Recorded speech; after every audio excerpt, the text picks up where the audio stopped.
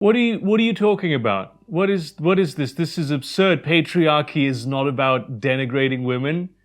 What else is it about then, if not that? You're not making any damn hecking sense, boyo. But no, patriarchy isn't about hating women. This is not a fake out in the sense that I'll say it's about glorifying men, because that also technically isn't true. Instead, what I want to do here is engage in a little bit of pedantry. And it's a bit of pedantry that has become important rather recently in the, history of feminism. For the longest time, you could just say, patriarchy is about denigrating women, and be correct enough, at least. It still wasn't entirely true at the time. It's just that it was easier to ignore the nuances involved in a way that today, I would argue it is essential to understand instead. What I mean, of course, is that patriarchy is about hating femininity. And femininity does not always mean women. This is why the whole thing is called feminism. Patriarchy being about the suppression of the feminine, the empowerment of the feminine is the natural, logical response to this. But femininity does not mean women. And sometimes it seems to me that the main people who have forgotten this are certain mainstream branches of modern feminism and the people who identify with the feminist label. It is, of course, just good that feminism has become mainstream at all, and you can't really expect everyone to read theory. But that's why I think we're doing the movement such a disservice by preaching a simplified version of the thesis. There's a lot of people who think that's the whole story. Although, of course, I will later in this video argue that this is entirely on purpose. Academic feminism has been talking about why this distinction is important since the 60s. Now, I of course derived all this from first principles, but I'm built different, and these people were already built different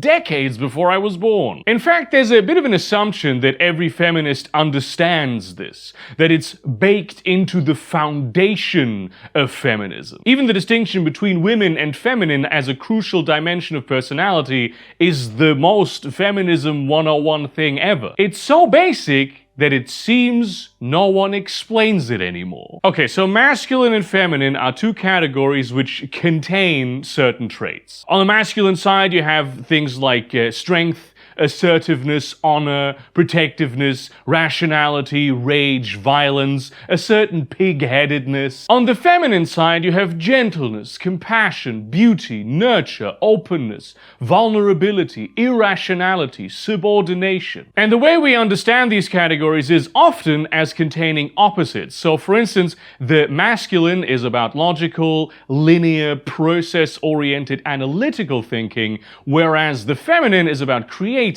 expressive, inconsistent, and like an ultimately unpredictable process. The masculine is about dominance, making the world strategically align with one's own will to gain power, whereas the feminine is about yielding to power, molding oneself around power, being protected by power. Over the course of history and geography as well, some of these traits have switched categories for a time, or been strongly coded for one type of gender when today we would consider them more neutral. The masculine ideal of medieval chivalry exalted chastity for men, for instance, and in many West African cultures, women are expected to be loud. There were periods of time when masculine fashion was more peacocky and expressive, which, to be honest, please bring that back. I'm asking you to do that. I'm tired of going through the women's section at the shop going, I wish they did a button-down shirt version of this, because then I would wear it. Dresses just don't suit my frame. There were even exceptional times and places where sort of a warrior spirit was part of feminine identity. This reveals the problem with these boxes, as you may have intuited.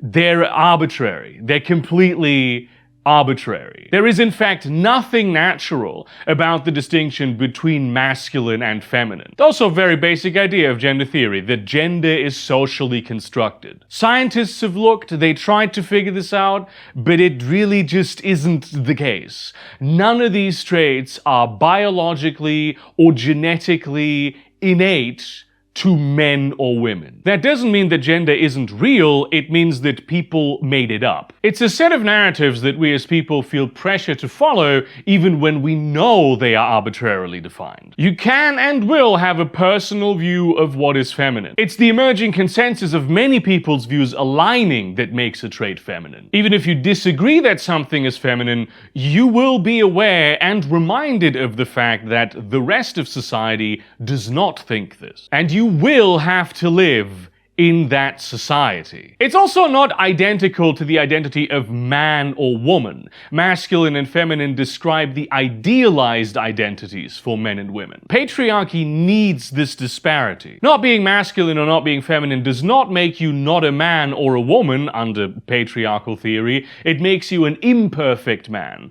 or an imperfect woman. It's not permissive for a woman to be masculine. It is not permissive for men to be feminine. But patriarchal society recognizes that this happens, and then it punishes it. If we did neatly fit into the masculine or feminine boxes we are led to believe, we would be perfect people. The truth is, of course, that all people possess the capacity for all these traits. And when it comes to the positive ones, at least, we kind of need them in order to be full people. It is good to be assertive and cooperative. It is good to be honorable and open-hearted. It is good to be logical and emotional. To really be a whole, healthy person, you need the capacity for both. But patriarchy has created this divide, defined it as mutually exclusive, for the precise purpose of ensuring we do not become whole and healthy human beings. Patriarchy severs us all into half people. It just takes different halves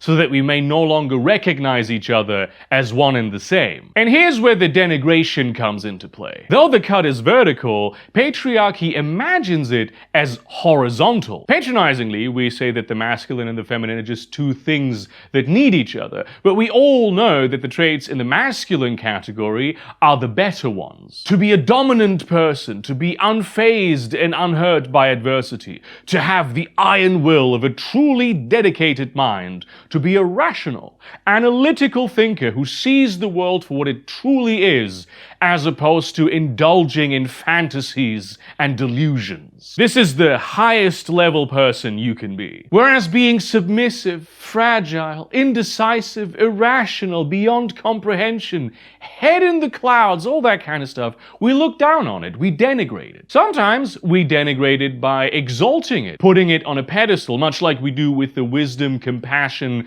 and unburdened optimism of children. We think those traits are adorable, but ultimately we look down on them. Which is why, no matter how many spurious justifications given, the idea that women are in on some secret social wisdom that men cannot understand is in fact patriarchal. We infantilize femininity. We indulge it within the corral that we have defined for it, pat ourselves on the back for putting women in cages. But outside that gilded cage, in the real world, we consider it detrimental, even dangerous, to have feminine qualities. This is where it can get a little complicated. As we look at all this, we need to remember that sociological theories are frameworks by which to understand complex phenomena on a grand scale. They can help us identify how these phenomena manifest on a smaller scale, but that's not what they're about. They describe the climate, not the weather. You cannot understand every social interaction solely in the framework of theory. It's just a useful tool for putting things in perspective. And it knows this about itself. When theory interfaces with reality, every person is an immensely complex interplay of various layered identities. And sometimes those identities can change the light in which certain traits are seen. Chastity and humility are, for instance, not the greatest masculine qualities, even if we sometimes like to pretend they are when coupled with greatness. Being chaste is not valuable to incels. It can only be that if you are otherwise masculine enough to be desirable. Much like humility is valued in men who are highly accomplished, not so much in idiots. Being a member of the clergy, for instance, a Catholic priest or monk, can redefine chastity and submission to God as virtues. They're still feminine qualities, and let's be serious here, the idea that all priests are secretly gay is hardly new, but with the identity of priest, it can become virtuous in a masculine sense. Submission to God in practical terms comes with the power of speaking for God,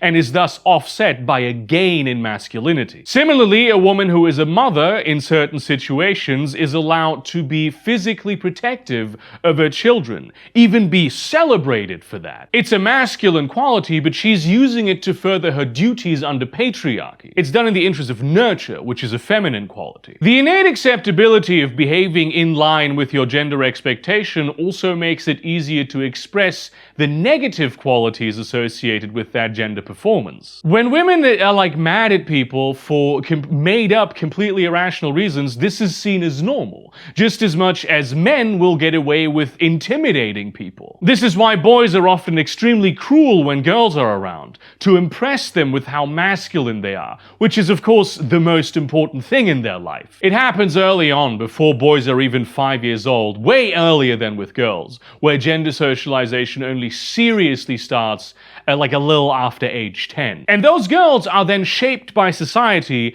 into accepting and being impressed by the cruelty of these boys, even though they don't want it and it's not necessary. The real kicker is when negative qualities are assigned to masculinity and positive qualities are assigned to femininity. Violence, for instance, is innately masculine. To be skilled at violence is one of the highest masculine ideals, in fact. You cannot grow up as a boy and escape it. And one of the many sources of secret shame for men is that they reckon they're not good at violence. This is why men spend so much time imagining themselves as heroes in violent scenarios, to soothe that insecurity of not being masculine enough. Of course, this includes being on the receiving end of violence as well. You have to be good at this too, because it's your job to take the violence for your woman and your patriarch, to sacrifice your haleness without complaint. It's just manlier if you can hurt the other guy more. To be a masculine man in patriarchy is to be an instrument of violence.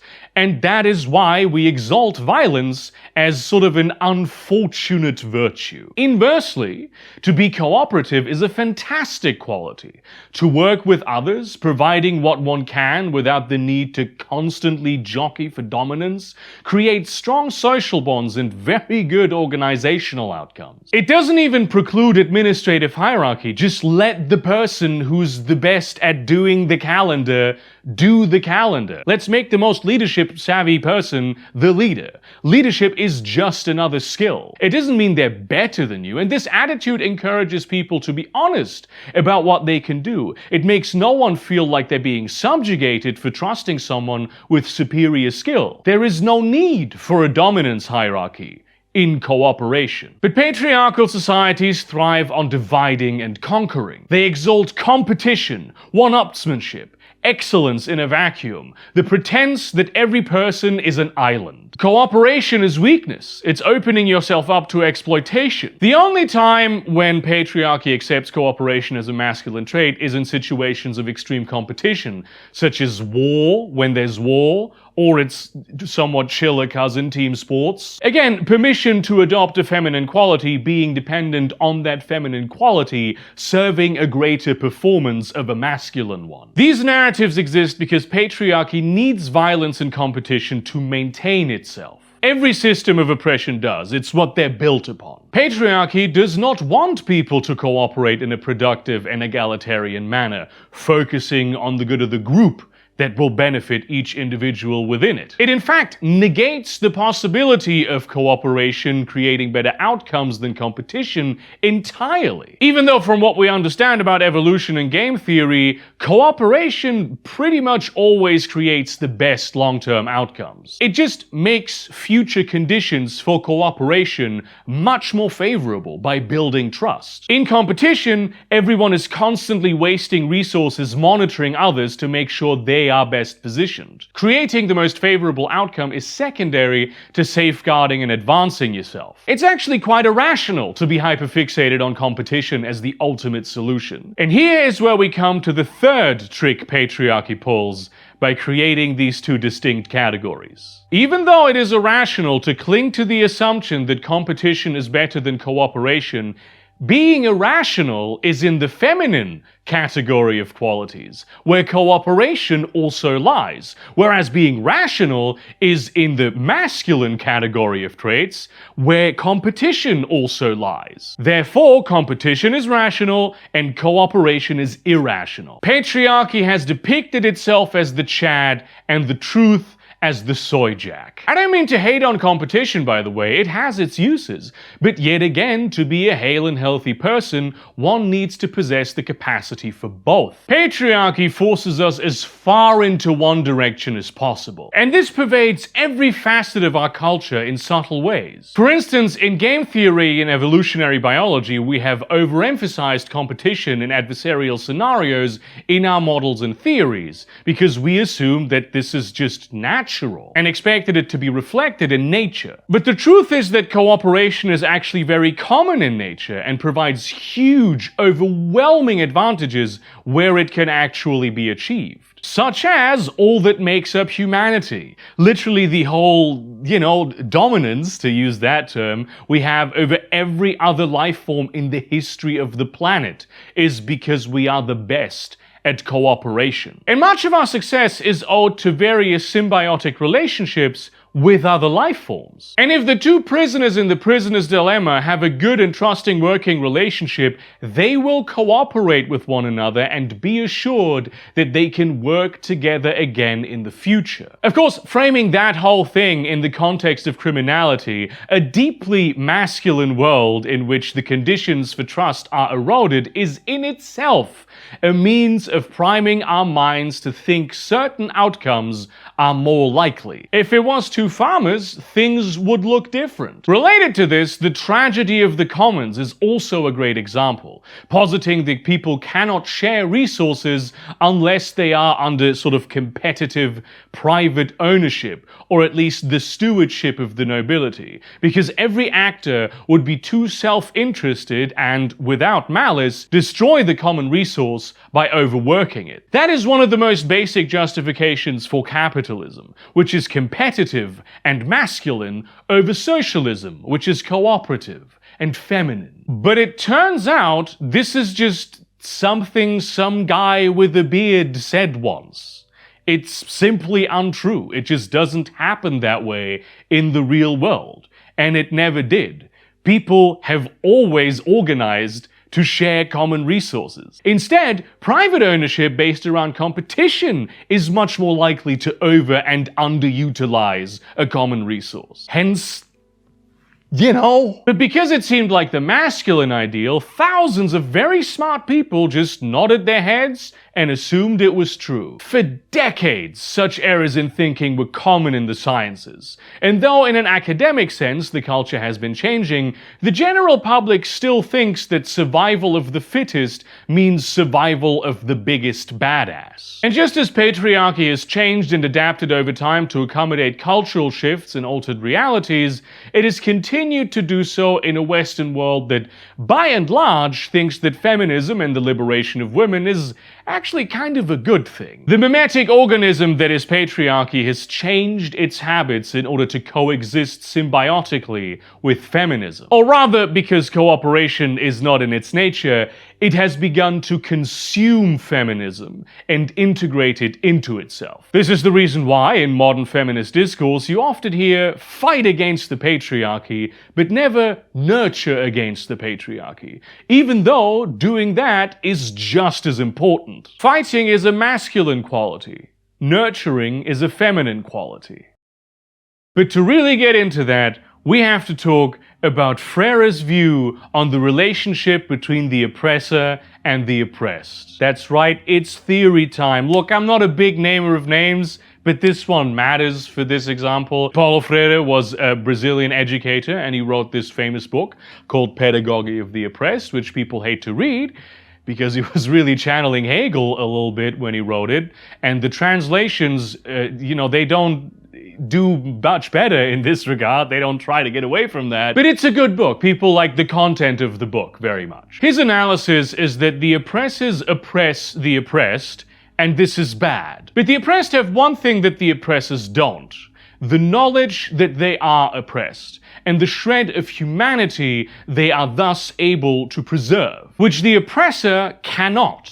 Because in order to be an oppressor, he must be more thoroughly brainwashed than the oppressed. His humanity must be utterly disfigured and bent out of shape. The act of oppressing is just that, antithetical to humanity. A pretty basic humanist notion that oppressive systems do everything in their power to make us forget. Which is why even us people of the enlightened modern age think that actually oppressing is the most natural human thing to do. Freire posits in this an opportunity, but also a risk. The oppressed can leverage their understanding of humanity to find not only liberation for themselves, but liberation for their oppressors also. In fact, they need to do this. They are saddled with this task. If they don't, they run the risk of upending the hierarchy while rejecting the humanity of the oppressor, and thus the humanity within themselves. Instead, they come to identify with the oppressor. And so instead of becoming liberated from the system of oppression,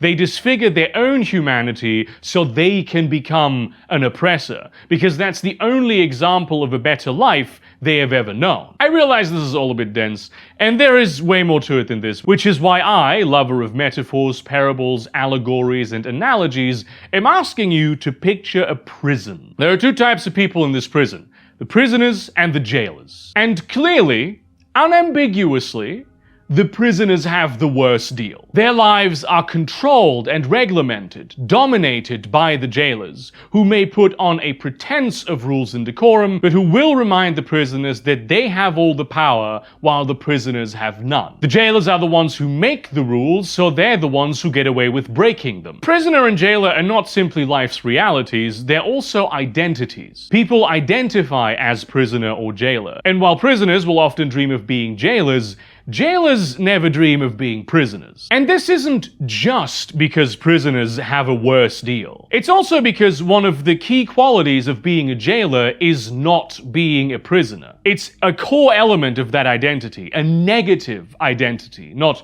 I am X, but I am not Y. Not being a prisoner is desirable, not simply based on the material conditions, but through the justification that the prisoners are ontologically worse, terrible people, worthy of punishment, or maybe just unable to design their own lives. Not being a jailer is, to some extent, also part of the identity of the prisoner, but it's not the same as a negative identity, because what they see in the jailer is the freedom they don't have. The jailer must reject the qualities of the prisoner, whereas the prisoner, it's almost expected, will grasp for the qualities of the jailer, making them superior and making that identity aspirational. This also turns the identity of the jailer fragile and empty. Jailers are constantly afraid that others will realize that underneath their uniform, they are as naked as a prisoner. Negative identities are something you will find in every oppressor's identity. In fact, many oppressor identities consist mainly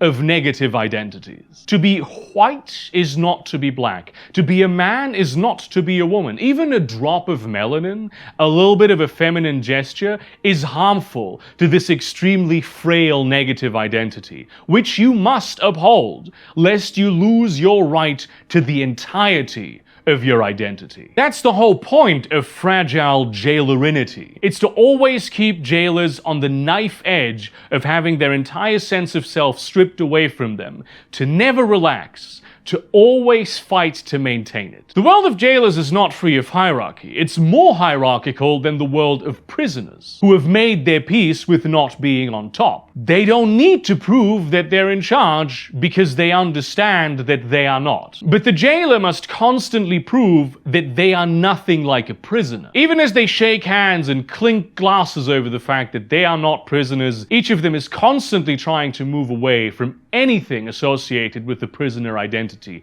to the point where the warden in his elevated tower only ever sees the prisoners as ant-like figures in the yard. If you ever get too comfortable being close to the prisoners, you become a threat to the identity of the jailers, who do not even wish to conceive of the notion that it is possible for them to have any sort of prisoner traits. Their violence turns inward very easily. The pressure to be a jailer is immense among jailers. And the reason for this is that their identity is a lie. The jailers get to leave the prison to catch escaped prisoners. Other than that, they spend their entire lives inside the prison also. Sure, they live in the jailer areas, which are nice, best views of the concrete walls. They have the run of the place, at least in theory. All the freedoms a prison can afford. The higher up the hierarchy they are, the more freedoms they get. But they're still stuck in the prison. The prison needs them to remain stuck there in order for it to remain a prison. Without the jailers, the prison would just be a big house with too many doors. So admitting the reality of the situation to themselves would end their identity as a jailer and place them in the identity of prisoner. So each jailer must deceive himself with the illusion of freedom that lives in the disparity in freedom between jailer and prisoner. The more power the jailer exerts over the prisoner, the freer the jailer feels. The closer he is to the prisoner, the more he has to prove. It's a performative identity. It's based on the pretense of not being a prisoner, even though they live in a prison. Now, this doesn't mean that we can absolve the jailer of responsibility here. Even with a fragile identity, the jailer has much more leeway than the prisoner in the choices that they make. It's up to them whether they're cruel or kind. And while the pressure they feel to be cruel is immense, it is an illusion that they can choose to test and resist. They bear the full responsibility for the things they choose to do. The prisoners, on the other hand, have a great impetus and also the ability to plan their escape. For the jailer, of course, even the idea of an escape would require them to admit that they are prisoners. Thus, all the secret tunnels and escape routes are located in areas of the prison which are only known to and frequented by the prisoners. The hidden spaces and places the jailers know nothing about and are excluded from because, of course, their presence would endanger that quest for freedom. The problem is that when prisoners do escape, the jailers always come out to get them back. The very few prisoners who manage to stay out hide in the barren hinterlands, subsisting on pine cones and squirrel meat. They are free, technically, I suppose,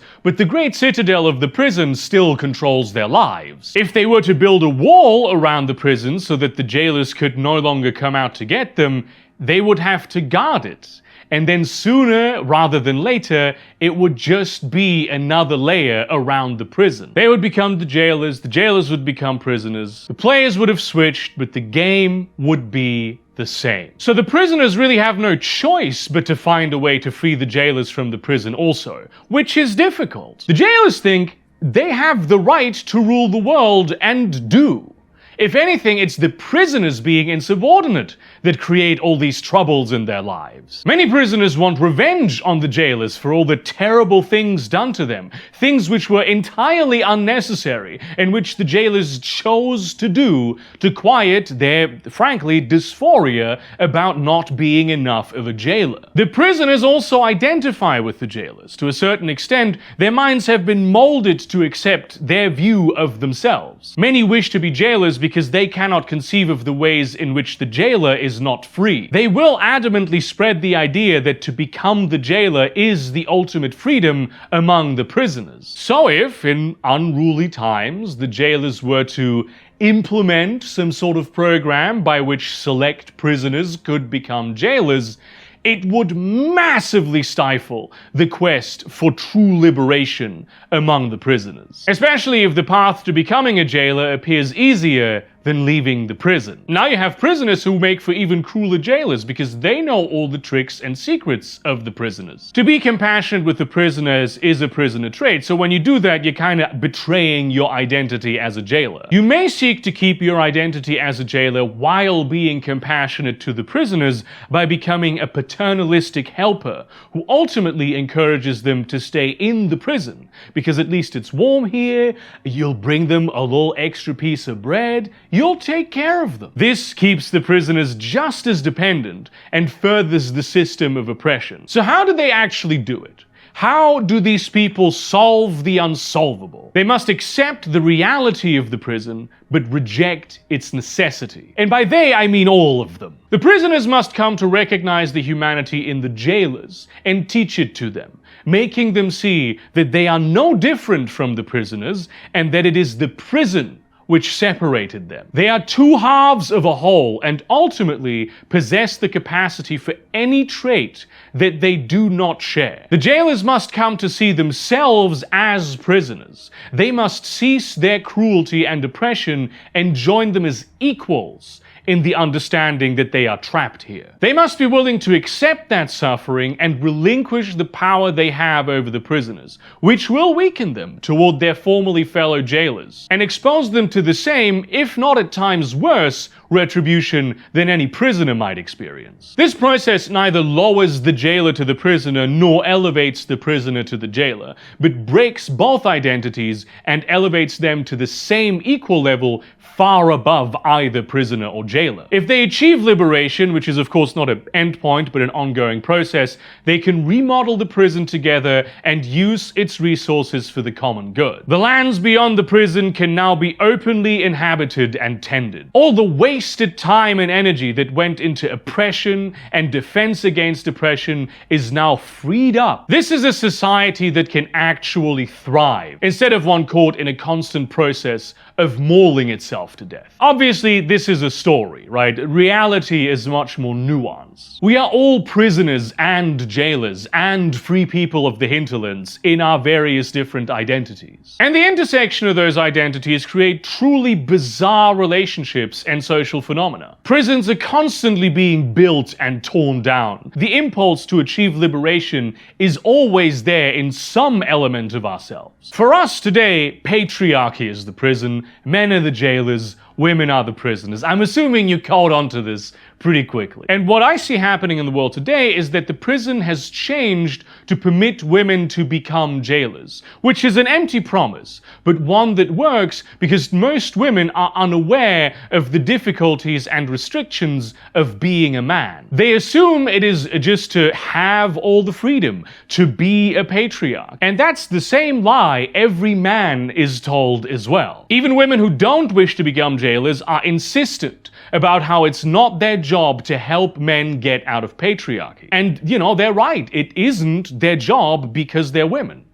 It becomes their job if they see themselves as feminists. They're the only ones who can do it, because men must accept the reality that they too are trapped in the prison of patriarchy. And to be clear here, if you as a man have been liberated to some extent, it also becomes your job to help other men with this. We all do our own elements of liberatory action best, but it is ultimately necessary for all of us to do this together. And liberation, by the way, it always happens to some extent. It's not a binary state. It's when you begin thinking for yourself and reflecting critically, so you become less susceptible to grand narratives. That is why I'm making this video for my mostly men audience. I'm actually quite well positioned to do this for many. To reject this task would be to refuse to do the work of liberating yourself and the world. And frankly, also to kind of do the job of the jailer for him. You could buy into the belief that the jailer has all the agency and you have none,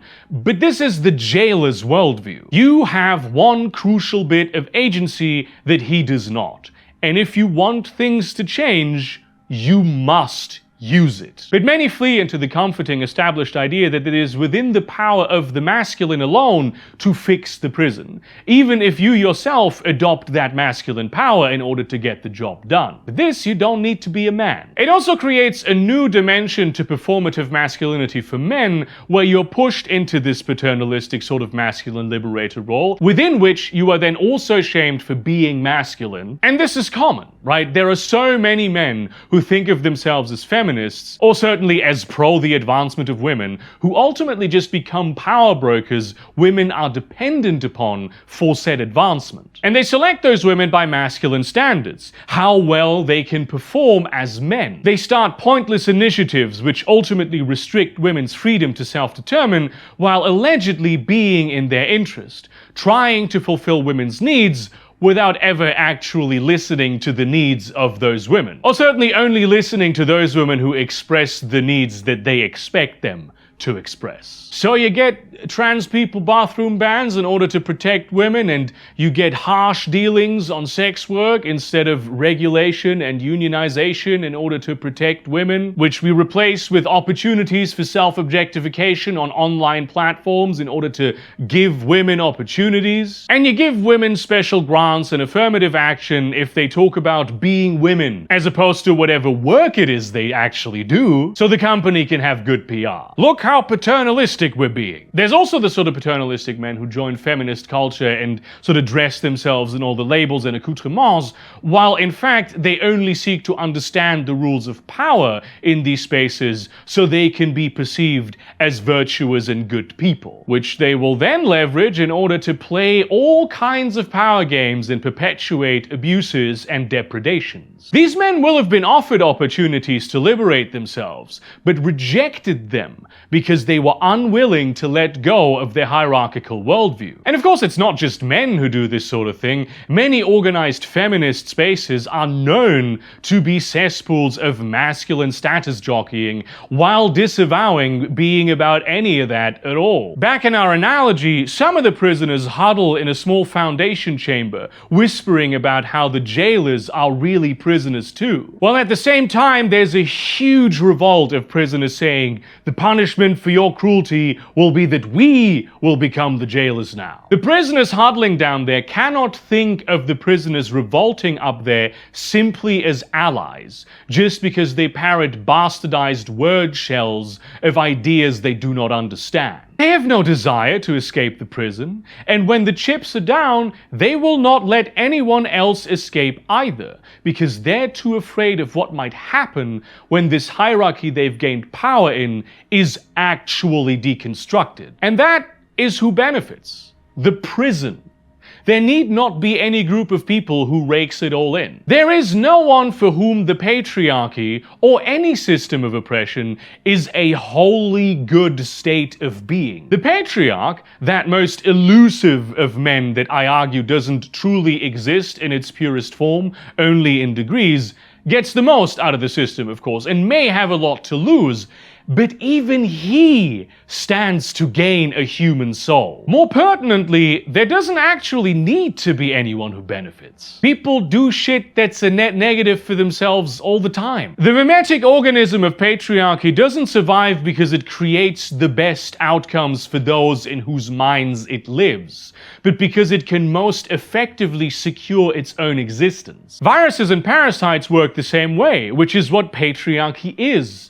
A mind virus. It is not an innate part of us. We are its habitat. And because we've done the hard work to change, it has adopted to continue dominating that habitat. We've been taking so many antibiotics that we've developed antibiotic-resistant patriarchy. It isn't even about putting women on top now. It has become a little woke on gender, but it still sees the masculine as superior. This is what I call patriarchy with feminist characteristics, or feminist patriarchy, patriarchal feminism, which is just a little less of a mouthful, but the other one is funny. I'm sure if you really wanted to, you could define these words to death for maximum accuracy, but you'd miss the forest for the trees. Such definitions tend to just obfuscate the things you're trying to talk about. And this is one of the main defense mechanisms of patriarchy with feminist characteristics, as it has been with any form of patriarchy. This pretense of being difficult to grasp, when in fact, It's quite simple. And I can't even say that this is by design, because no one designed this, right? Patriarchy is a mimetic superorganism, a hyper-object, if you will, which doesn't have like a will of its own or consciousness as we understand it, much like the totality of a species doesn't either. It's a set of ideas that are subjected to natural selection to maintain a dominant position over the way we think. And much like biological evolution, things that work for it, and things that don't work for it, don't work for it. And it's a lot easier to spray a new coat of paint on an old car than it is to completely replace the engine block and the transmission and all the other things of a car that are inside of the car that make it go. Patriarchy has adopted into itself the tenets of a feminism that does not make this important distinction between women and the feminine, though it may pretend to. Call it what you will, a mainstream feminism, girl boss feminism, pop feminism, conservative feminism. The fact that you can't have a single label for it is part of how it remains hidden in plain sight. And the most blatant evidence of this is that a few decades ago, society was denigrating women for exhibiting masculine qualities, such as being loud and fighting for their rights, whereas now this has become not just permissible, but expected. Unless you live in a conservative corner of society, or are specifically looking to point at people who adhere to that very uncommon now traditional patriarchy, women are celebrated for exhibiting masculine qualities now, unless it's hair under the armpits, and even that finds celebration in many places. They're even exposed to many elements of the pressure of performative masculinity. It's framed in terms of struggle, but let's be fucking real here for a hot minute. It's not transgressive to be a strong career woman anymore, and it hasn't been for some time. I'm of a generation that grew up with feminism in school, and the majority of that constituted the whole girl boss feminism, women can do it too genre of platitudes. And now it is of course true that women can do it too. Women can, in fact, perfectly embody masculine qualities. They can be confident, assertive, expressive, rational, level-headed, all the things. They can also be competitive, domineering, ruthless, and cruel. All that happened is that we opened the door to women to not absolutely having to be feminine, so that we may not see women as lesser because they too can be masculine. I also think there was always an overfocus on some of the worst traits of masculinity, which I think is like first and foremost because patriarchy of course intersects with capitalism. It is notable, I think, that girl boss feminism teaches nothing about honor and responsibility, but then those things have been de-emphasized in general. It's all about competition now. Even mainstream corporations are basically only doing scams anymore, because things are morally good when they generate profit. Everyone is being sold the myth that they too can be of the billionaire winner class. And that coincides with women being told that they too can be patriarchs. These things affect one another. It's a society. There's a whole society. And so though men need to be honorable and responsible, we all know the truth that the patriarch need not be either of these things to be considered both. That's the position women have been offered in patriarchy with feminist characteristics. It's co-opted the narratives of feminism to create more competition and make women identify with their own oppressors by aspiring to be like them. It has actually done very little to stop the devaluation of the feminine, nor to really abolish these categories. When women express masculine qualities, it's still an uphill struggle for them to gain the recognition they deserve for it. Yes, part of the whole deal of performing masculinity is that you will not gain recognition for it, and the expectation for recognition for it is seen as a feminine weakness. But the pressures of traditional patriarchy have not entirely disappeared, and women, of course, also possess that classic feminine quality of being women, which weighs them down. It's a bit of a truism at this point, but we all remember well-written woman characters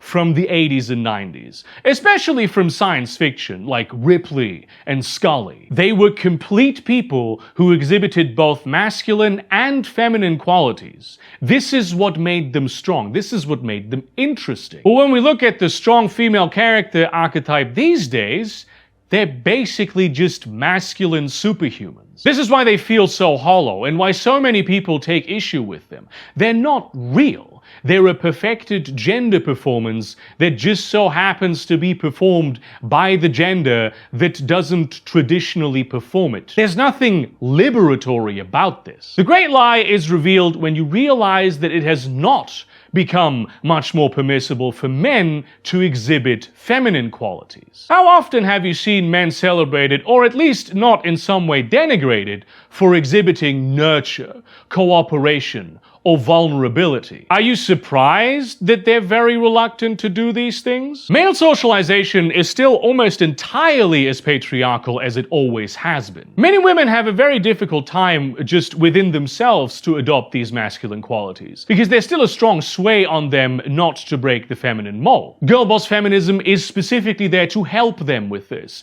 There are networks and narratives and training programs and widespread encouragement to be masculine. My own grandfather used to tell me to be more like the girl who lived down the street because she wouldn't cry when she was hurt. But no such thing exists for men who seek to embody feminine qualities, even though they struggle just as hard to access those qualities, if not frankly harder. Instead, the prevailing narratives of our society still go out of their way to denigrate and emasculate such men. There's sort of this paradoxical message in our society where men need to be skilled at performing certain feminine qualities in an entirely masculine way. So we shame them for both being feminine and not being feminine. For instance, you're supposed to be able to cry as a man these days. You're supposed to be able to do it. And while we claim this is a general thing, the truth is that you're supposed to do it at times when it's convenient to others. If you actually do it somewhat regularly,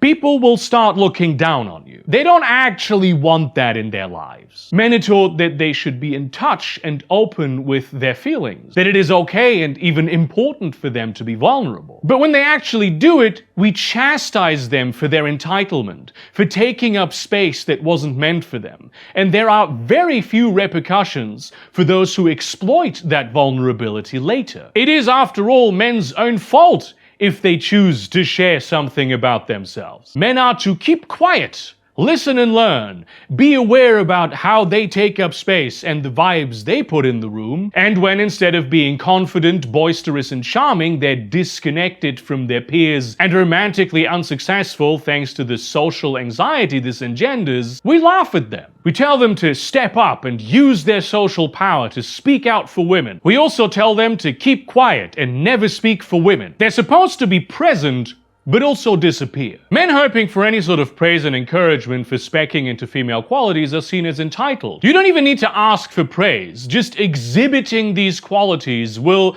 completely unprompted, summon hostility, often from women, out of absolutely nowhere. Somebody's going to go out of their way to express their lack of admiration or gratitude. You might think, hang on, me and my friends, we don't do this. And good, well done. You're certainly not a part of the problem. You may even be part of the solution. All these things happen in degrees. It's rarely a binary thing. But I don't denigrate women either, and this hasn't fixed the entirety of women's lives. They do, in fact, still struggle. I'm just saying it's easy for us polyamorous bisexuals with neurodivergent friend groups to not see these things.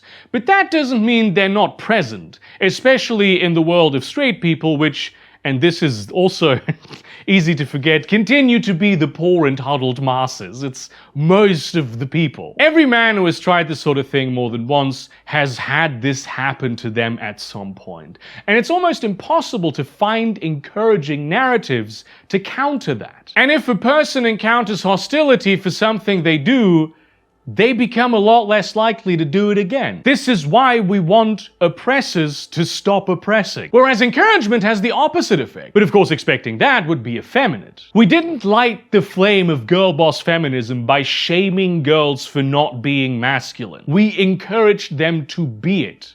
The shaming is only starting now. Patriarchy with feminist characteristics still exalts greatly the masculine virtue of suffering in silence, and more women have been feeling this as well. This is pure patriarchy. All feminism has contributed to it is a thought-stopping cliche about male entitlement that really just comes down to taking issue with the fact that the man in question has not justified himself cultivating a feminine quality by balancing it out with being even more masculine. You might say that feminism has done a lot of work to put into the cultural focus all the hard work that mothers cultivating their female qualities provide. And while it is true that feminism has done this, so did the Nazis. I'm just saying the bar is extremely low for that. It's not a high bar.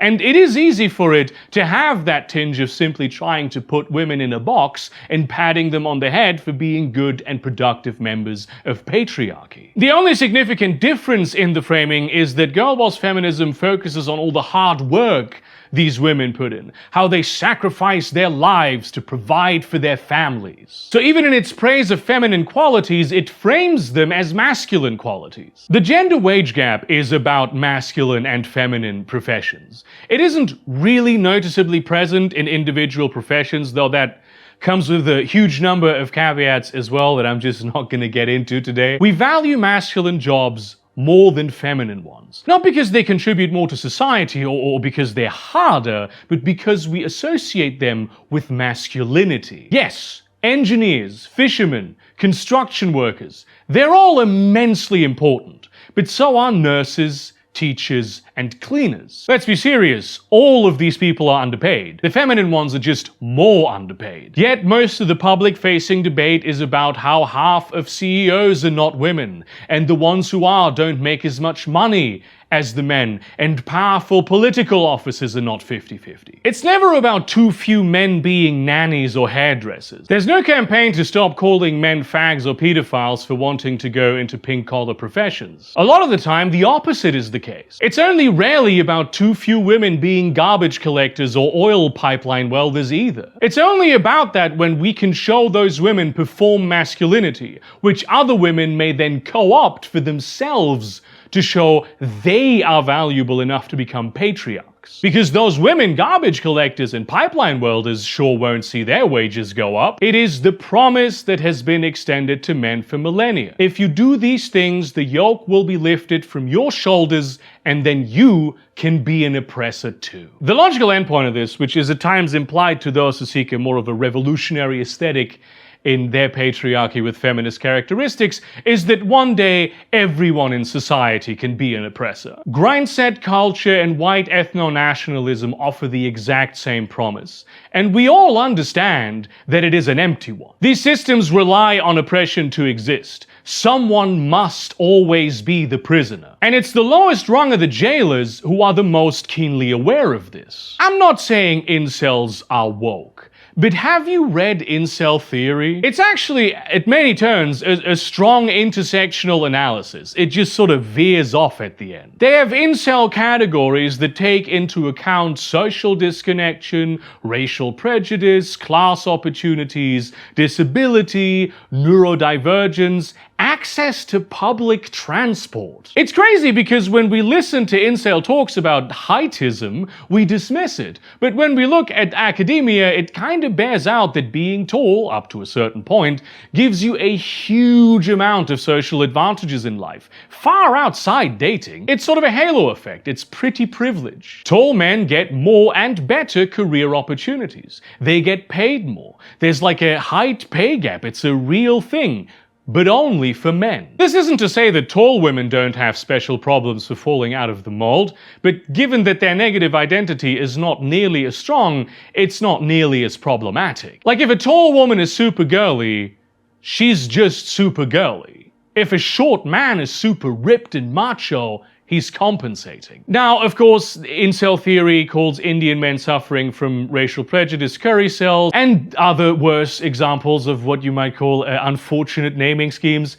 And the conclusion is always that, like, they're entitled to women's bodies and feminism is the great Satan. But they do use actual intersectional methodology to analyze social phenomena. So clearly, you can do this even when your axioms are flawed and produce results that are reflective of reality, even if you fail to properly interpret them. And, to say something even more controversial, they are right about feminism a little bit. It is to blame for many of their problems. But the feminism they mean is patriarchal feminism, which incidentally also misappropriates the tool of intersectional analysis. Men, especially those who do not perform a great many of the qualities we consider masculine, are extremely sensitive to when they're being manipulated. We ascribe manipulativeness to the feminine, but men are actually deeply manipulative when it serves to maximize their masculinity score. We just hide it in the feminine category so we can pretend it's not happening. Like how we hide being emotional in there even though men tend to be even less in control of their emotions. Especially when it comes to jockeying for status, my god, Machiavelli would go pale with shame. I mean, to be fair, Machiavelli, the guy,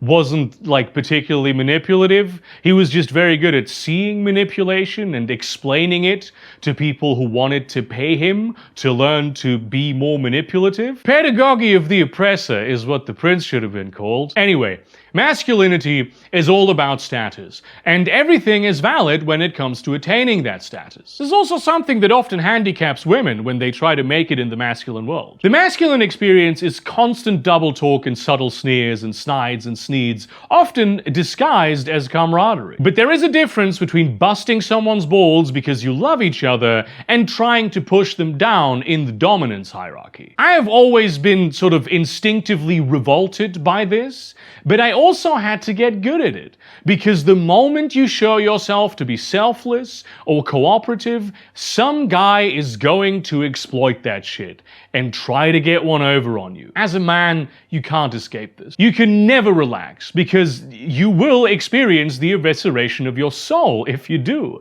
Patriarchy has seen fit to give you a fragile identity so it can constantly break it and watch you struggle to rebuild it. This shit can be dangerous to you. You could lose everything based on a minor chink in the armor of how you are perceived, which then unravels and turns you into a pig ready for the slaughter. Sometimes literally. The most extreme examples of this are sort of crime bosses who end up getting shot because somebody saw them petting a stray cat, and this shattered their illusion of perfect masculine invulnerability. That is, of course, not every man's literal experience, but it's emblematic of what can happen to you. The most fucked up thing about this is you can't even point out that your fragile masculinity is being attacked, because that would be admitting that your masculinity is fragile. And yet, in patriarchal feminism, all we can talk about is, haha, your masculinity is so fragile, which is the exact same thing as saying, hey, I'm just busting your balls. What are you, some kind of fucking bitch who can't take it? Which is ironic coming from the people who bemusedly dismiss dominance hierarchy jockeying as primitive and unrefined, while seemingly oblivious to the fact that they are doing the exact same thing. Men see this. They can tell they're being fucked with, and so they're not going to trust people who do this to them. You can't sell yourself as a person who's not gonna hit someone in the face while hitting them in the face. When it comes to incels, dehumanizing and alienating them is precisely what the patriarchy wants. It's what happens to jailers who cannot perform jailering very well. It's how you drive up the cruelty you want from them. At least alpha bro pill chud gurus are not lying to them. They're telling them that being an asshole will get you ahead. And they're right! Then patriarchal feminism comes along and confirms this by claiming to be about equality while stomping in their faces. They aren't aware that those feminists aren't real feminists. Those feminists probably don't know that they aren't real feminists whatever the hell that means. And we enlightened few huddled in our cave are not helping. We defend these fake feminists all the time. We do the patriarchal work of dehumanizing incels because it'll boost us up in the dominance hierarchy. Even if we might quietly critique them behind closed doors, we try to present a united front against the enemy. The whole gender war is a trade confederacy-style puppet play of patriarchy trying to create the constant struggle upon which it thrives. People, including me, love to say that feminism is not a monolith, usually in response to some sort of unreasonable criticism or straw man. Like, yeah, sure, if you look hard enough, you will find some real weird books and pamphlets. Such is the nature of any big tent. But we should be careful that we don't fall into the trap of saying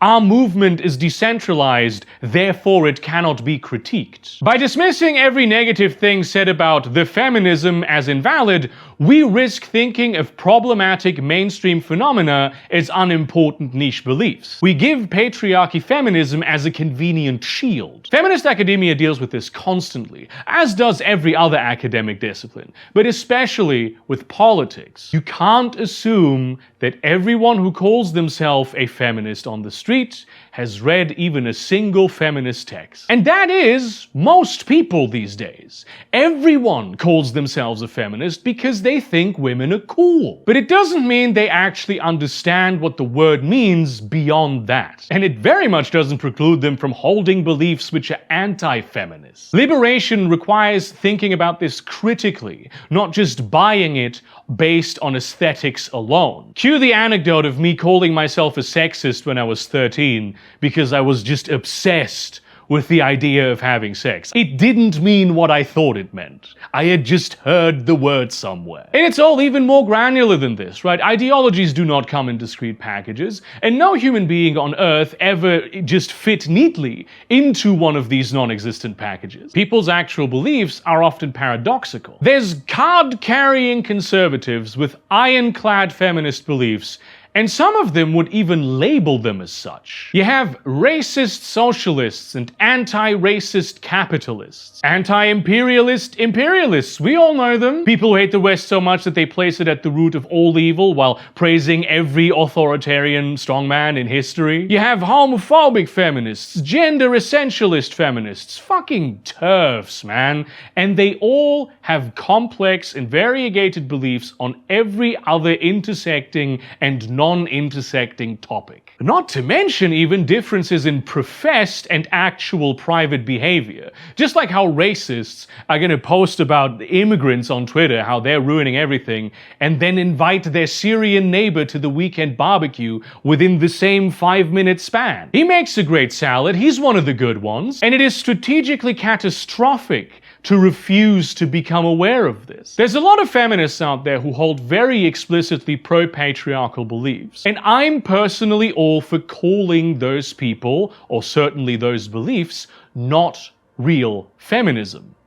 But can I, though? If they think feminism is about subjugating men and keeping them in big corrals, which a lot of feminists do, is their definition less valid than mine? Does it make their genuine advocacy for sex workers less feminist? I'd say possibly, yeah, but if the validity of a definition is based on how mainstream it is, we anti-patriarchal feminists might as well pack it in. Unless you're terminally online, and sometimes even then, patriarchal beliefs have become so prevalent in the majority of feminist discourse that that's kinda what feminism is right now to most of the people who experience it. The moment you step outside Judith Butler Book Club and interrogate people about their professed feminist beliefs, you will find that they are not the result of an intellectual process of sort of deconstructing patriarchy. They're just empty sentence shells you say when you want to signal that you're a good person. And the more uncritically you repeat them, the more extreme and pure ways of saying them you can come up with,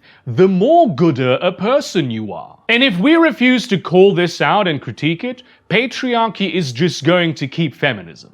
it's not going to be ours anymore. It's not like those of us who hold more refined and intellectual feminist beliefs are immune to this sort of thing. Far from it. There's a reason why LGBT student groups and like other organized alphabet mafia groups often do not have a great reputation among the local queer people. It's hit or miss, of course, but many of them are just packed with patriarchal feminist dominance wars and anti-feminist narratives dressed up in feminist words. And from there, it spreads out into the world. I don't think that most of them really understand how patriarchal their beliefs actually are. They don't believe these things because they secretly are like patriarchy fans. It's because they got all their feminism knowledge from Twitter, which incidentally is also where the incels get it from. Think of this, right? Incels are the people who should be the easiest to deprogram from patriarchy. That's the people who become incels. They have the least to lose and the most to gain. They have on their own begun to analyze the world they live in to find the source of their anguish. They have made an attempt at liberatory work. But because they are mired in the contradictory nature of their identity, and because there is no infrastructure among jailers to dig tunnels out of the prison, they're falling into all the traps that have been in place for millennia. They are yearning for their humanity. They are desperate for it. But instead of showing it to them, which runs the risk of actually being effective, the feminist thing to do is somehow to help the patriarchy by telling them that they have no humanity and they should stop trying to find it. They are completely lost. We are disgusted at their feminine whining and belittle them for their lack of masculinity. And then we pat ourselves on the back for being good feminists. Does this strike you as an ideology that actually seeks liberation? Almost all of the most genuinely feminist men I know at some point had a bit of an incel phase. And then coincidentally, patriarchal feminism is very adamant about alienating anyone who has ever had a problematic political phase. Because God forbid if someone had developed the capacity to think critically and become like a better person through growth at any stage in their life. Even if those faculties are poorly developed, we can't risk having that in our prison. The smelliest example of a manipulative semantic shell game that I have encountered many times, probably you have too, is the issue with the word misandry. And I like this one because even many non-patriarchal feminists insist on doing this all the time. So a lot of the times, things that happen will be labeled misandry because men are being hated or victimized or somehow like the target of something bad. Loving fathers losing custody of their children, men being arrested because they got beaten up by their woman partners, men receiving harsher criminal sentences, the rape and mutilation of men being laughed about in talk shows, and of course straight women on TikTok commenting lavender marriage whenever a married man smiles. There's a lot of different situations where people call things misandry. This is not about those things as such. This is about when someone comes in saying, actually, misandry doesn't really exist. And the reason this is happening is misogyny. And they won't be wrong. Using the definitions of masculinity and femininity as not being synonymous with men and women, 9 out of 10 times, the reasons these men suffer will be hatred and denigration of the feminine, which would make that misogyny. And this is where in the semantic shell game the switch happens, because then the conclusion will be that these men are not victims at all, women are, because misogyny is about women. Even though what objectively happened is that these men became targets of misogynistic hatred born in patriarchy. And they can be victimized by that as well. But we have switched definitions mid-argument, and we did this to means-test victimhood and deny these men the humanity of experiencing pain. We have justified patriarchy in the good name of feminism. It's a peak, like red-pilled debate bro playing with definitions style tactic. Yet, this sort of thing very common. It is, of course, far from the only way feminist theory is instrumentalized by patriarchy with feminist characteristics. And most of the time, we don't call that kind of thing out because we don't want to lose our status as good feminists. We know that if we got pedantic about this, we might lose status in the dominance hierarchy. Instead of using an opportunity to partake in liberatory action, we try to sneak in with the new jailers, Even if we don't, 100% agree with what they say, at least we'll be in the jailer area. At least we'll have the uniform. We won't be a prisoner for that moment. This happens in every system of oppression. And for the record, I do think misandry exists. I think it's an essential part of patriarchy, one of the mechanisms by which it ensures its survival. Even the denial of its existence is part of that, just as the denial of the fragility of masculinity is. It is there precisely so the prisoner will alienate the jailer and never find his humanity. And it's mixed in with a lot of ideas that are actually quite important for liberatory action. So it's not as simple as just tearing the two apart. It is the shunt by which patriarchy with feminist characteristics taps into feminism and bleeds it dry. It buys into the picture of patriarchal masculinity and boxes men into it while pretending to simply be woke about it. The greatest disservice it does to women with this is actually promoting patriarchal fear culture. This is all based in the masculine quality of being dangerous. In patriarchal masculinity, it is sort of desirable for men to be seen as dangerous. To be dangerous is a source of fear in others, which in negative construction of identity means you are not afraid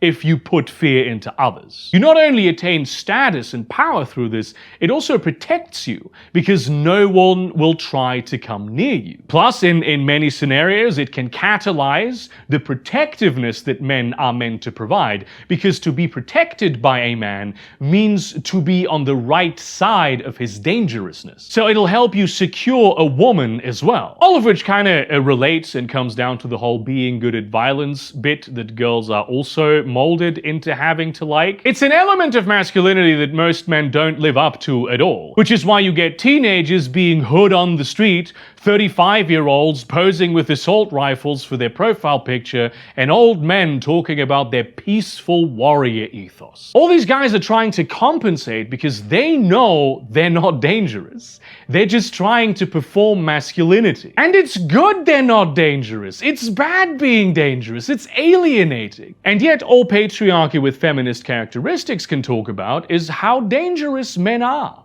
even if they pretend they're not. They're all secretly dangerous beasts just waiting for a chance to unleash their dangerousness. Extremely essentialist, very explicitly anti-feminist, a big no-no in the realm of critical thinking. But what are you going to do? It's patriarchy. Just because we don't believe in gender essentialism doesn't mean other people don't. To someone who overemphasizes this danger, there is nothing you can actually do to overcome it, because even the act of being friendly will be read as an act of you being dangerous. And I, like all men, know how incredibly alienating this is. We end up socially isolating and interacting with people as little as possible in order not to make anyone uncomfortable. Because we've become a little woke. Which also creates more examples of weird, dangerous creep behavior, because now more of the men who will interact with women are gonna be the guys who choose to be evil. We still feel some pressure to be dangerous, but also the pressure not to be dangerous. This is part of gender performance in patriarchy as well, right? It thrives on paradox.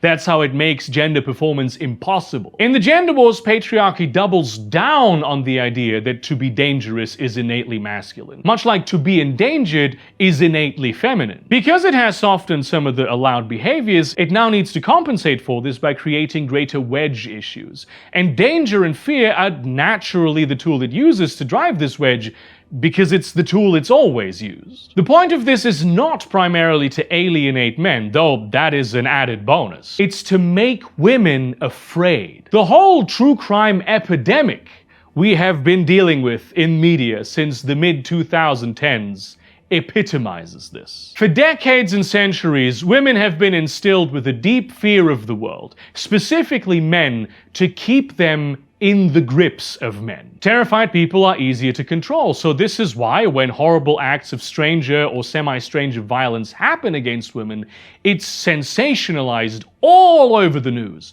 and always has been. Except now it's not just news stories, it's a whole culture of podcasts and shorts and reels and essays and movies and shows, and they sell themselves as specifically feminist, and which you as a woman can't get away from. Always, constantly, all the time, women are blasted with messaging that serves one purpose.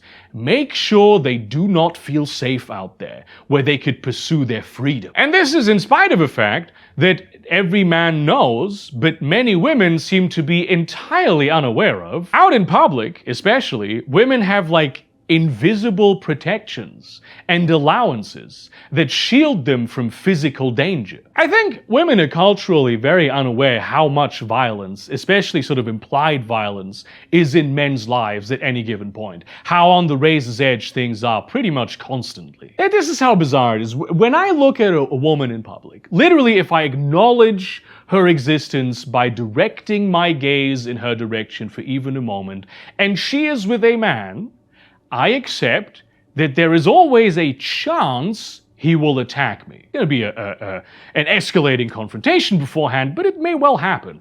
Now, this isn't likely to happen, but no stranger violence of any kind is ever likely to happen. It's just a possibility. It's something that could happen, and you need to keep it in mind. Ironically, when it does happen, it is then on the woman to stop it, even though she never wanted that in the first place. Through my acknowledgement of her existence, I have injured her man's ego, and patriarchy saddles her with the job of healing it. I am ultimately just the punching bag. Men constantly get killed over the dumbest shit, by which I mean a performance of masculinity. If you don't do it well enough, you might die. This is not a foreign idea to women either. If a straight man was to take a little makeup or just appear naturally as though he did, this happens with some complexions, he would get beaten up. It could happen. He might get beaten up. He would be the victim of a homophobic hate crime without being gay. And this just isn't the case for women. They all think it is, but it just isn't true. To be out on the streets at night, or really any time, is significantly more dangerous for men. The statistics bear this out. 80% of murder victims worldwide are men. And this is considering that we don't count slain combatants as murders. Men are more likely to become the victim of almost every type of violent crime except crimes of a sexual nature. Given the extreme underreporting for men in this field because of, patriarchy, masculinity, it's possible that they are closer to 50-50 in that specifically than the numbers bear out, though personally, I would be surprised if they were. A plurality of men I know have been victims of sexual violence at some point, even if they themselves don't recognize it because it was too mild.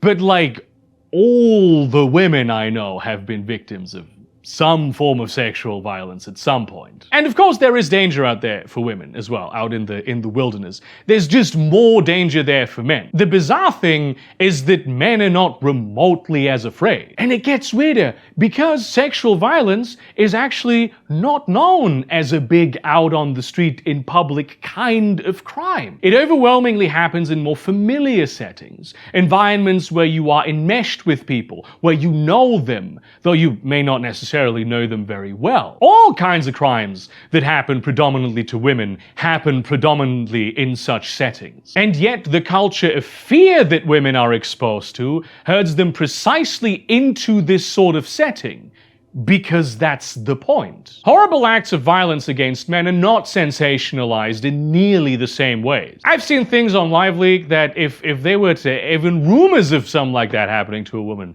they would be playing that shit 24/7 on CNN. We wouldn't see the end of it. And though it's not like stranger violence, Gitmo is still open. The taxpayer money is still flowing.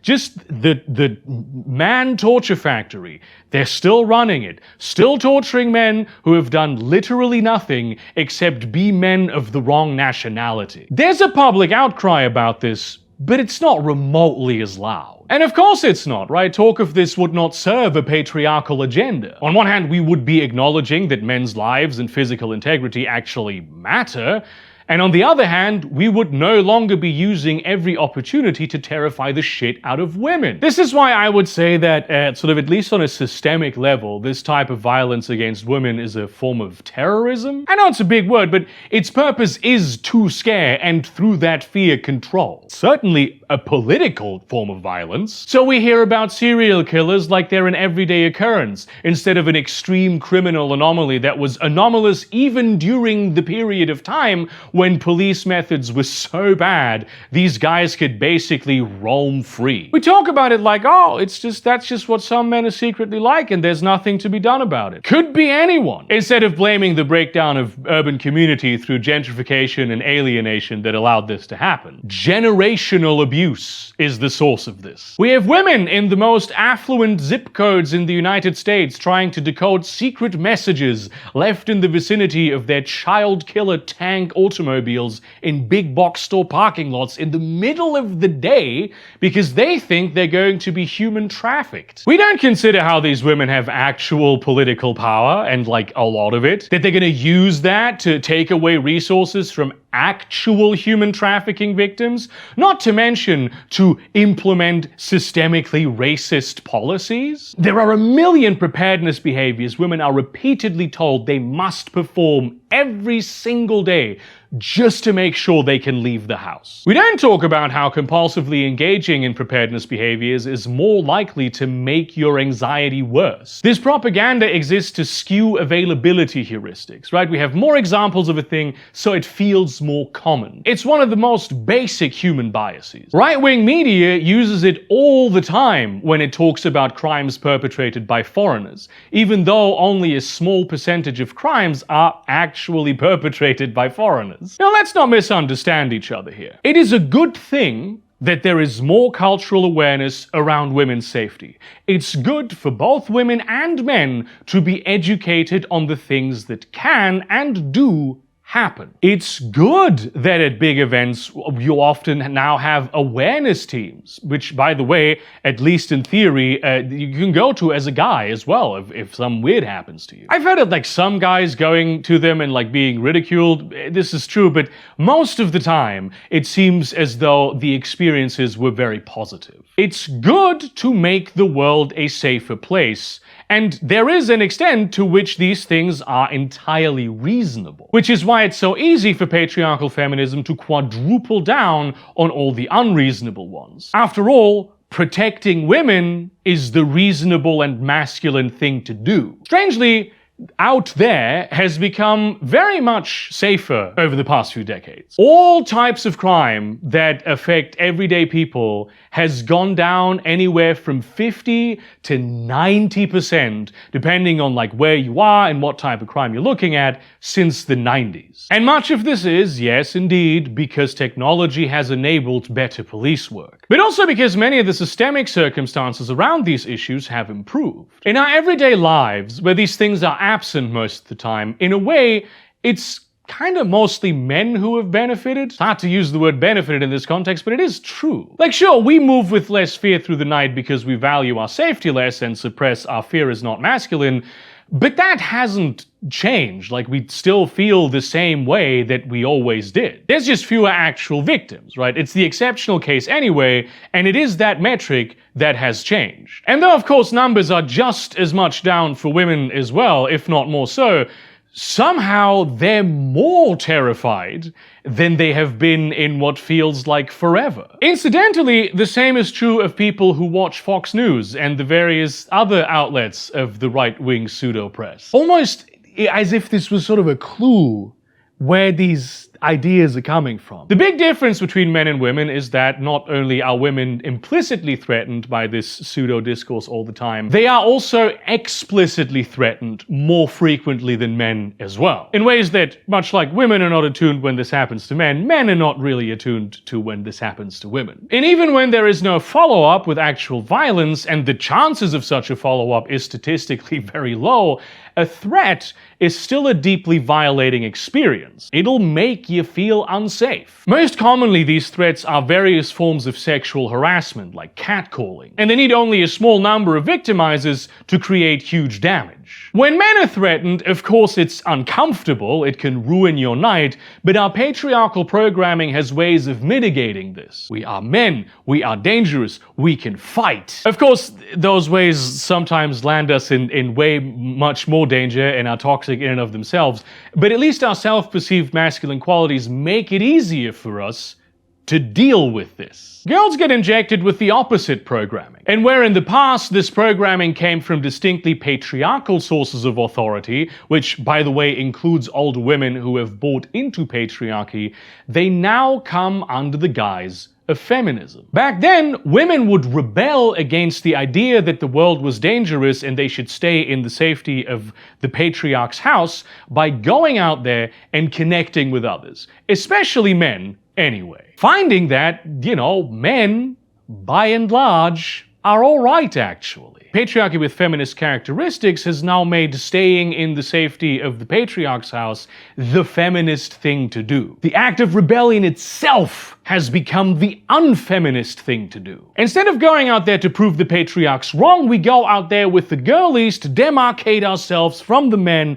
and help each other look out for creeps in order to confirm that the patriarchs are right. And with the performative shaming they've received all their lives, the only men who are left who will actually approach and talk to women in any setting are not going to be the respectful ones. I can hardly put into words how much it kills me that this explicitly anti-feminist messaging is considered feminist nowadays. It paternalistically reminds the prisoner never to see the humanity of the jailer, to remember that their power is all-consuming and should only ever be feared. And so women end up being walked home at night by men who are statistically more likely to harm them to protect them from strangers who were less likely to harm them in the first place. It's not like she's necessarily fully trusting the guy who's walking her home either. She's not stupid. She understands all the possibilities of what could happen. None of it was ever going to, but thanks to the culture of fear women are inundated with, they're always calculating, always assessing risk and reward and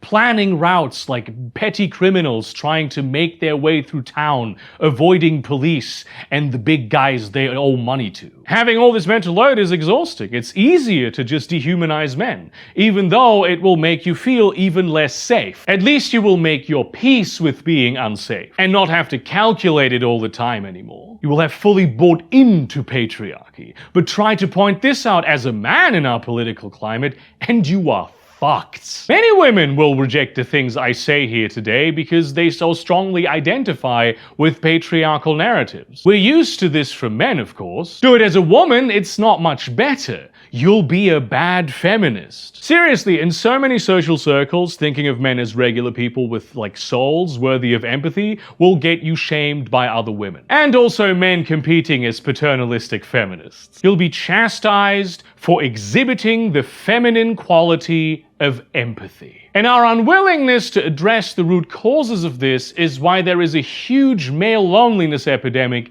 and a huge female loneliness epidemic. Men are avoiding being in the same spaces as women because instead of actually reconstructing a healthy masculinity, they've been performance shamed for the ontological evil of their masculinity all their lives. They're not even doing this to avoid the risk of getting Me Too'd or anything of the sort. Although of course, with the amount of patriarchal propaganda out there, it's a hard thing not to have on your mind. They're just trying at all costs never to make a woman uncomfortable. Even though we know patriarchy deprives men of this ability, we didn't teach men how to build relationships, just how to avoid them. There are friendless women out there right now, more than ever, uncharacteristically lonely, completely normal people, no friends. They have adopted the masculine playbook. They are focused on work, grinding, sacrificing the rest of their existence in the interest of capitalism. And they feel empty. They feel like some reward should have come.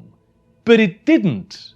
Because it doesn't. These women are experiencing masculine alienation, the consequences of aspiring and falling short. These women should have been liberated. It's not a problem one woman can solve.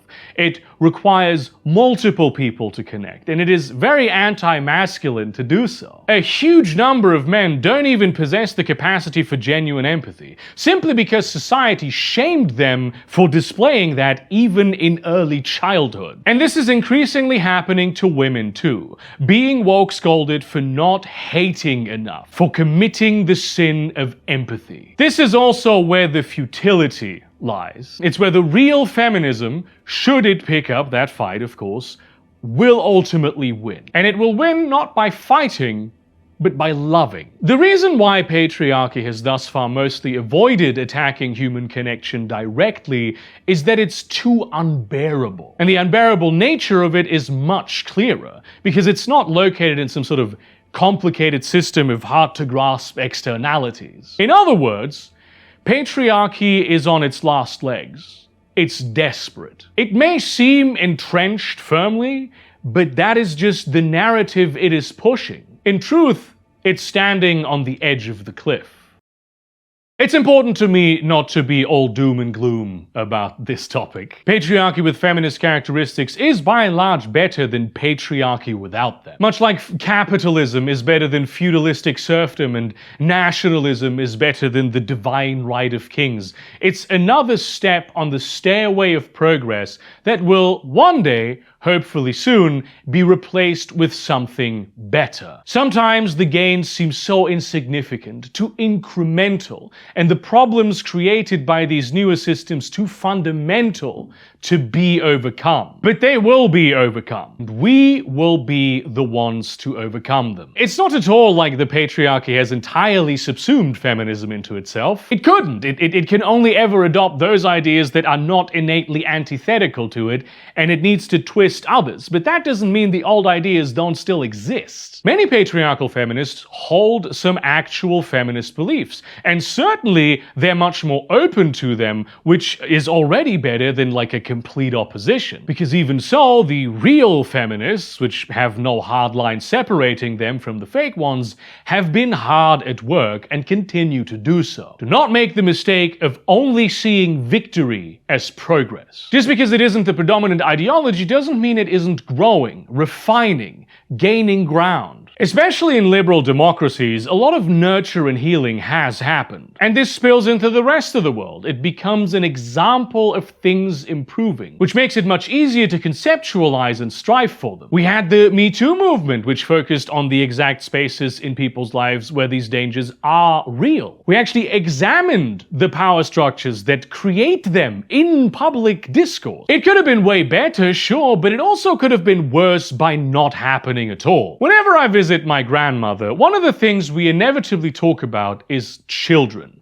Grandchildren, to be specific. She loves to mention how young men these days, by which she means men under 50, actually take care of their babies and kids. They carry the kids around, they change diapers, they play with them, they're sweet with them, kind to them. She remembers the time when a man would refuse to even stand next to a stroller or hold his own child in public because that was women's work. And it's thanks to the efforts of feminists that these men have not been forced to do this anymore. They can break the mold now. And they do. That's what people don't understand about housework and care work, by the way. Sure, like some men are just lazy, but frankly, who enjoys doing chores? But the underlying issue is often shame. It's not just that men have been raised to expect not to have to do these things. They are a core part of the man is not woman negative identity. If you do chores, it's on some level emasculating. It's erosive to your identity. It'll make you feel dysphoric. And people will engage in all kinds of manipulative behaviors to avoid feeling that way. Meanwhile, to the women, it's just the desire to be appreciated and feel like you're actually with someone who sees you as an equal. They don't like cleaning either, and they're not trying to make men do all of it. I'm sure some of them are, right? And with patriarchal feminism devaluing women's work, they can feel dysphoric about it too now. But patriarchy has equipped them with the ability and the expectation to process those emotions, while at the same time killing that in men. This is why if you as a guy, the number one dating tip, if you as a guy want to have an easy way to be super attractive, get comfortable doing chores. You don't even have to be good at them. You just need to do them in a way that actually gets the job done. There is no need to become Mr. Clean, but I think we can all agree that Mr. Clean fucks. It used to be, and in many parts of the world it is the case still, that if another man sees you pushing the stroller, right, it could seriously impact your ability to exist in our social world. It could harm your friendships, it could harm your career prospects, and your career obviously was the only way for you to prove that you are a man who can provide for his family. So not providing nurture and care for your family ensured you would be able to provide for your family. But it's not just the boys saying, haha, you do women's work. If you're a man who's too into childcare, up until very recently, people would have assumed you were at least a bit of a pedophile. This is still a thing men have to deal with, especially in childcare fields, and why many of them gravitate toward administrative or leadership positions in those fields. Every man knows not to look when walking past a kindergarten or playground in public. Not because there's that much of a big risk of someone standing up and calling you a pedo, but just because we know it could happen. This is why a lot of men are still weird around kids. If they're too nice to them, it is still seen as innately suspicious. It's a way of shaming them for femininity. But the fact that it's possible at all nowadays is thanks to the work of feminists, and sometimes also not quite feminists, but mostly feminists. It's a huge paradigm shift that has been happening quietly, and now you can run around as a guy with a baby bjorn and not be just considered like less manly. At times you may even be more manly. In total, women have been permitted to heal their humanity more than men, even though men's humanity was far more disfigured. But healing has been going on, and especially in very recent years, in spite of the fear culture women are inundated with, I see so much more empathy, patience, and understanding for men. So much more space for their humanity. And I see the same thing from men as well. So many more young men especially have become genuine feminists, and there is so much more awareness for all the bullshit women have to deal with every single day. Even if the world is as it is right now, we are constantly moving away from, yeah, I'm a feminist, I hate women too, and toward, yeah, I'm a feminist, I don't hit men either. The softening of the hard lines between masculine and feminine inevitably shows us that we are not actually all that different. And all the people who have fallen for patriarchy with feminist characteristics can have the wool lifted from their eyes. They can be undeceived, and I see it happen all the time. There is an element of feminist cultural victory that is so absolute that even in our current very right-wing moment of politics, they cannot be assailed. And if you're sitting there thinking, shit, maybe I have been contributing to patriarchy more than I would have liked, that's okay. It is only human to have been deceived by the human's deceiving machine. The choice for you, whatever your unique composition of identities is to seek actual liberation, critical evaluation of every thought, which is difficult. It's difficult work, though the more people do it, the easier it gets. You can't just reject every part of feminist patriarchy either. Some of it is feminist. You need to deconstruct that for yourself and with the help of others. Just like it's not about denigrating the masculine, it's about looking at each quality, evaluating it, and making it accessible to all. You don't need to reject the fight. You need to accept the love. Thank you very much for watching this video. Like, comment, subscribe to the channel if you feel like it. Perhaps consider supporting me on Patreon or buying my novel right here, A Harm's Place, or perhaps the short story collection, which is just behind it and you can't see it in frame. Don't worry, I'm working on World of Darkness in parallel to this. This sort of video is just very important during this Christmassy time for reflection. And see you around, folks.